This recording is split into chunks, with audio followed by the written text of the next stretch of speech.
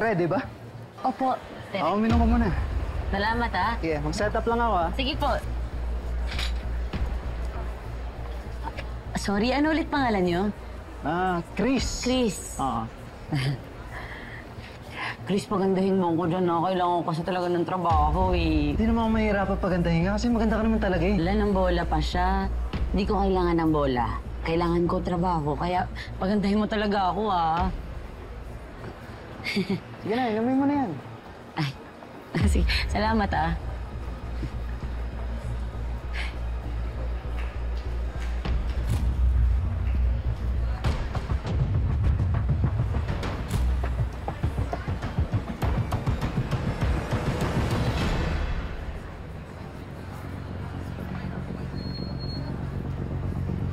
Sir, mag-a-apply po kayo? Oo, sana eh. May opening ba kayo? Meron po. Ito po yung mga hiring positions namin. Dahil pala pagpipili yan. Gusto niyo po orient ko kayo?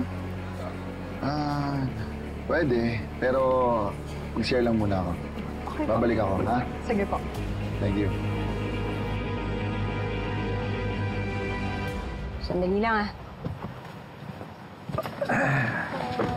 Okay. Kailangan na natin umalas, tara. Oh, patrubol lang yung mga kasama natin sa may kanto ng Milagros, oh. Lamarilo nakagipit na lang yung SUV. Patay si Junior. Kawawa naman si Junior. Ay, puti. Tara, responde tayo. Hindi natin trabaho responde, Enriquez. Wala na sa jurisdiction natin yun. Tara na. Pero sir, kailangan nating tulungan yung mga to. Enriquez, itawag na lang natin yung sa station. Sila nang bahala doon. Ang trabaho natin ngayon, dalhin si Selena sa safe house. Tara na.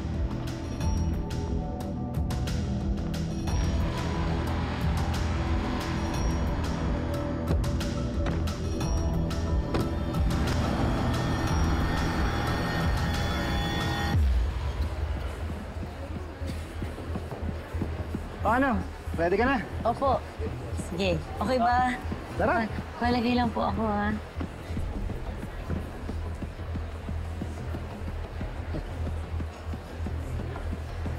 Ay. Okay ka lang ba? Okay ka lang? Medyo nahihilo lang ako. Teka, kumain ka na ba? Oo. Alam mo, mabuti pa. Pumunta tayo sa medic. May nakita ko nandun sa labas. Hindi. Okay lang ako. Okay lang ako, Big. Sure ka? Oh, sige. Sige. Tara. Okay. Sige. Game. Ay. Sabi ko naman sa'yo. Tara na. Pumunta na tayo doon. Bigay yung bag ko. Ay, ayun, Brad. Oh, sige, ako na. Hindi ka masaan. Ara.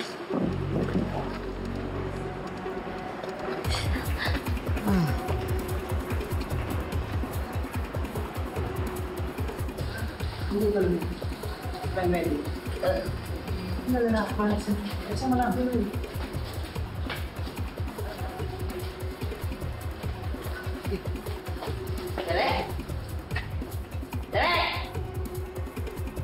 Tere! Hoy! Saan mo dadali kaibigan ko?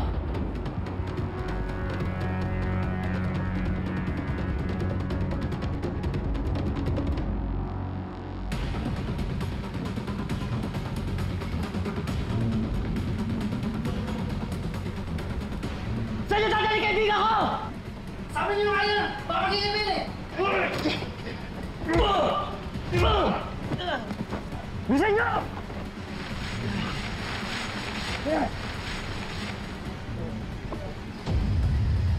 Bigyan!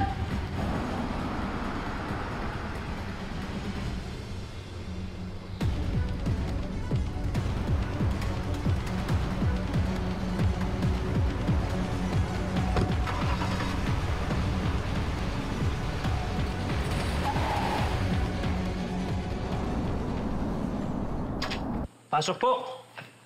Sige po, kalilinis ko lang po eh. Pasok po. Thank you. Bukas po, pagluluto ko kayo ng tanghalian.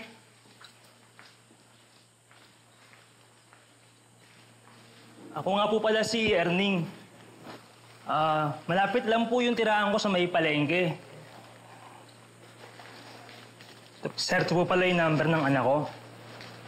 Medyo kasi hirap po ako sa pandinig, kaya may hearing aid na po ako. Natanggal ko rin po paggabi, tapos minsan po, kasi sira pa, kaya talagang wala akong naririnig. Tawagan niyo lang po siya pag may kailangan po kayo. O nga pala sir, may kwarto po dito, pagtulugan ninyo. Tapos dito rin po, sala po yan, pwede rin po niyong tulugan. Una na po ako, sir. Sige ho, salamat.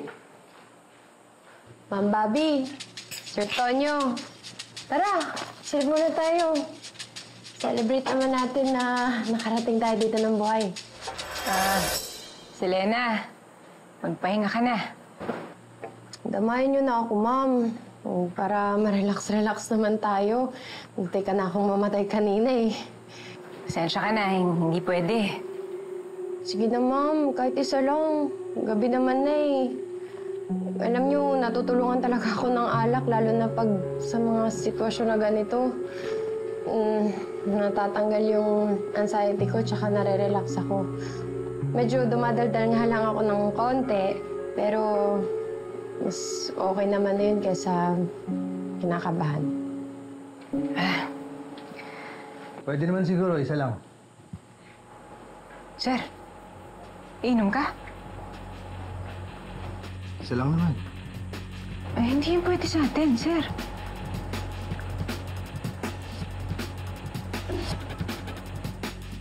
Sige nga. Pigilan mo nga ako.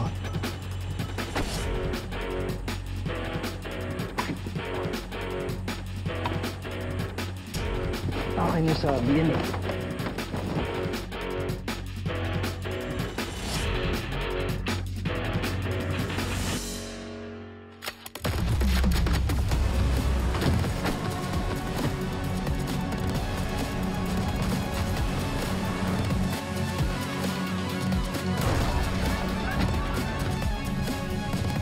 Papunta na dito yung mga assigned officers para sa mga Selena. Ibig sabihin, pagkadating nila dito, alis na kayo? They're the cops who will replace the experts of our life. Let's wait for them to finish and then we move. Ka-face niyo yung ano eh. Ay, kamukha niyo yung mysterious opa natin, pare. Siya kaya yun? Hindi mo ba kilala yung ex ko? Si Sunny? Sir, ano ginagawa niyo?